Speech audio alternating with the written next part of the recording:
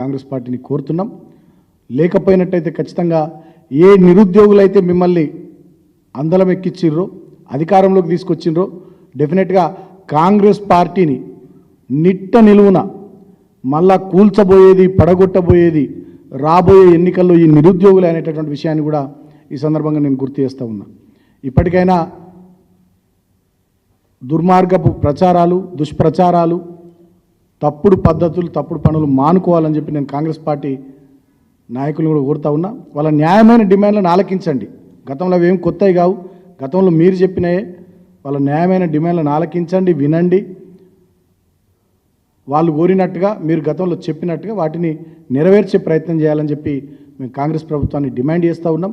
లేకపోయినట్టయితే డెఫినెట్గా రాబోయే రోజుల్లో నిరుద్యోగుల ఆగ్రహ జ్వాలల్లో ఈ కాంగ్రెస్ ప్రభుత్వం మాడి మసిగాక తప్పదని చెప్పి నేను హెచ్చరిస్తూ ఉన్నా. ఎందుకంటే ఆ యువకుల ఆర్తనాదాలు వింటున్నాం, ఆ యువతుల ఆందోళన మేము కళ్ళారా చూస్తూ ఉన్నాం. వాళ్ళ నిరసన జ్వాలకు ఖచ్చితంగా మీరు బలైపోక తప్పదు కాంగ్రెస్ ప్రభుత్వం అని చెప్పి మేము హెచ్చరిస్తూ ఉన్నాం. మీరు గతంలో చెప్పినట్టుగా ఆ విషయాలన్నిటిపైన స్పష్టమైనటువంటి వైఖరితోని నిరుద్యోగుల ఆందోళనను తగ్గించేటట్టుగా నిరుద్యోగులను పిలుచుకొని ప్రభుత్వ పెద్దలు మాట్లాడి గ్రూప్ 1 విషయంలో, గ్రూప్ 2 విషయంలో, గ్రూప్ 3 విషయంలో, మెగా డిఎస్సి విషయంలో, అదేవిధంగా జాబ్ క్యాలెండర్ విషయంలో వీలైన తొందరలో చర్యలు చేపట్టాలని ఈ సందర్భంగా మేము కోరుతూ ఉన్నాం. డెఫినెట్గా నిరుద్యోగులు పెద్ద ఎత్తున ఆందోళనలు చేస్తూ ఉన్నారు. మేము అభినందిస్తూ ఉన్నాం. నిజంగా ఏ పార్టీ ఏ సంఘము ఎవరు వాళ్ళకి వెనుక నిలబడకుండా రాకుండా వాళ్ళు సంఘటితంగా వాళ్ళ సమస్యల పరిష్కారం కోసం వాళ్ళు చేస్తున్నటువంటి పోరాటం నిజంగా చాలా గొప్ప పోరాటం. మొన్నొక సోదరుడు మోతిలాల్ గారు అయితే 9 రోజులు ఆమరణ నిరాహార దీక్ష చేసిండు. అదేవిధంగా ఇంకా యూనివర్సిటీలో చాలామంది ఆందోళనలు చేశారు. చాలామంది రోడ్ల మీదకి వచ్చి ధర్నాలు నిరసనలు రాస్తారోకో లాంటి కార్యక్రమాలు చేస్తూ ఉన్నారు. జిల్లాల్లో కూడా నిరసన ర్యాలీలు చేస్తూ ఉన్నారు. నిజంగా వాళ్ళ తెగువకు వాళ్ళ తెగింపుకు ప్రభుత్వం మీద వాళ్ళు చూపిస్తున్నటువంటి పోరాట పటిమకు డెఫినెట్గా తప్పకుండా మేము హ్యాట్స్ ఆఫ్ చెప్తా ఉన్నాం. ఈ నిరుద్యోగుల సమస్యల పరిష్కారం విషయంలో ఖచ్చితంగా రాబోయే అసెంబ్లీ సమావేశాల్లో ఇప్పటికే మా వర్కింగ్ ప్రెసిడెంట్ గారు చెప్పినారు, కేటీఆర్ గారు, బీఆర్ఎస్ పార్టీ ఈ ప్రభుత్వాన్ని నిలదీస్తుంది.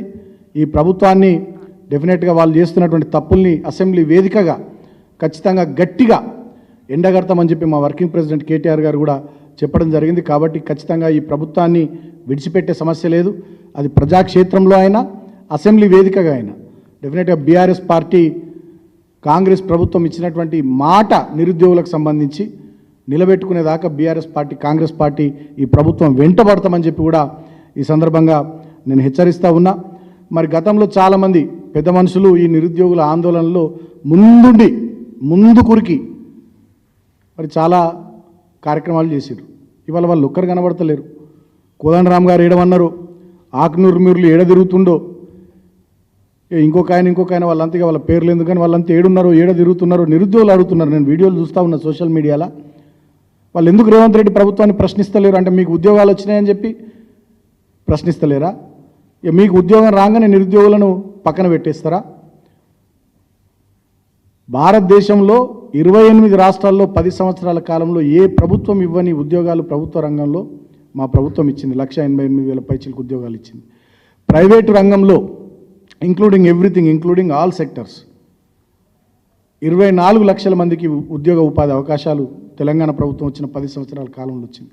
అంటే కలుపుకుంటే దగ్గర 26 లక్షల ఉద్యోగాల కల్పన కేసీఆర్ గారి నాయకత్వంలో ప్రభుత్వ రంగంలో ప్రైవేట్ రంగంలో కలుపుకొని 10 సంవత్సరాల కాలంలో జరిగింది. సరే, మా అప్పుడు కొన్ని జరుగుండొచ్చు. తెలంగాణ స్టేట్ పబ్లిక్ సర్వీస్ కమిషన్లో ఎవరో కొద్దిమంది చేయడం వల్ల కొన్ని జరుగుండొచ్చు. ఇంకో దగ్గర కొంతమంది కోర్టులకు పోవడం వల్ల కొన్ని నోటిఫికేషన్లు ఆలస్యం అయి ఉండొచ్చు.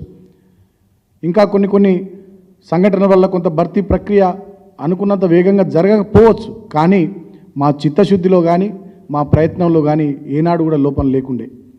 ఏమైతే చెప్పినామో అది డెలివరీ చేసినాం. ఏమైతే చేస్తామని చెప్పినామో ఖచ్చితంగా దానికి కట్టుబడి ఆనాడు ఉండి మేము పనిచేసినాం, కష్టపడ్డాం. అయినప్పటికీ కూడా ఆనాడు విషపు పాత్ర, దుర్మార్గపు పాత్ర పోషించి ఆనాడు నిరుద్యోగుల్ని రెచ్చగొట్టి ఇవాళ వీళ్ళు అధికారంలోకి వచ్చిన తర్వాత పాపం వాళ్ళ సమస్యల్ని కానీ ఆనాడు వాళ్ళకి ఇచ్చినటువంటి హామీల్ని కానీ గాలికి వదిలేసి గాలి తిరుగులు తిరుగుతున్నారు కాంగ్రెస్ ప్రభుత్వ పెద్దలు ఢిల్లీ చుట్టూ. కాబట్టి ఆ తిరుగుళ్ళు బంద్ చేసి నిరుద్యోగుల సమస్య